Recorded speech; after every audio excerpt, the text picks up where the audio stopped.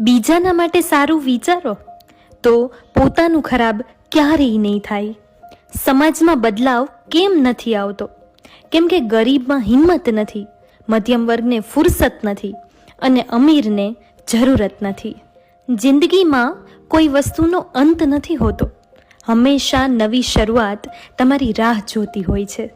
વિરોધ વધારે હોય ત્યારે સમજવું કે એ લોકો કાં તો તમને માપી નથી શકતા, કાં તો તમને આંબી નથી શકતા.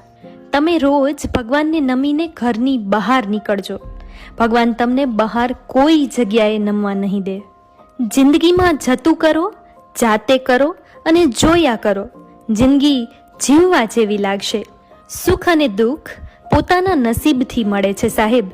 અમીરી ગરીબીથી તેને કોઈ લેવા દેવા નથી.